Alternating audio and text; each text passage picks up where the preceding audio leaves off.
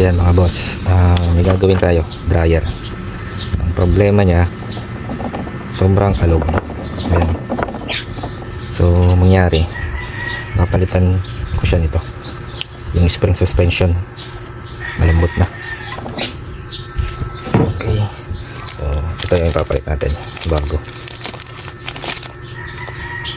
Nangyayari dito, sobrang kalog, kahit konti lang yung laman, kala mo may nagbababag sa loob. Yung bali, nakapalitan ko na bago.